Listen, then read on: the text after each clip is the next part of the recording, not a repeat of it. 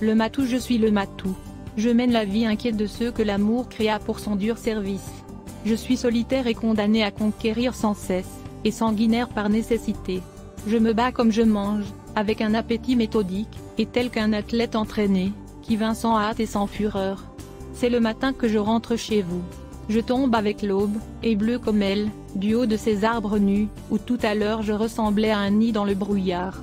Ou bien, je glisse sur le toit incliné, jusqu'au balcon de bois je me pose au bord de votre fenêtre entr'ouverte, comme un bouquet d'hiver respiré sur moi toute la nuit de décembre et son parfum de cimetière frais.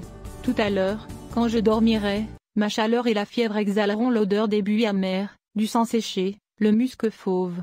Car je saigne, sous la charpie soyeuse de ma toison. Il y a une plaie cuisante à ma gorge, et je ne lèche même pas la peau fendue de ma pâte.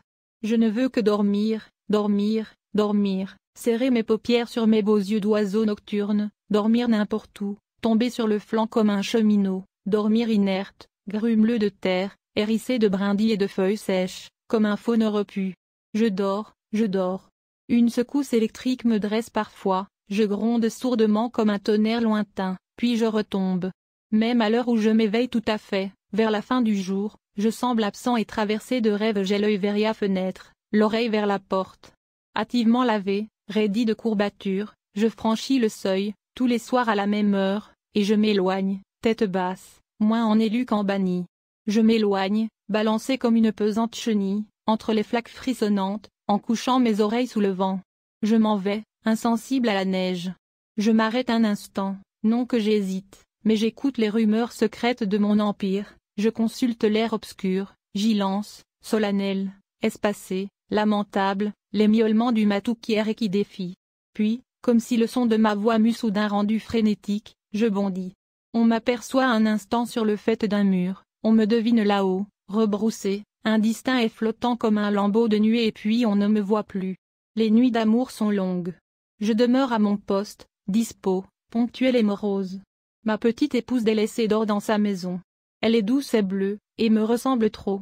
Écoute-t-elle, du fond de son lit parfumé, les cris qui montent vers moi?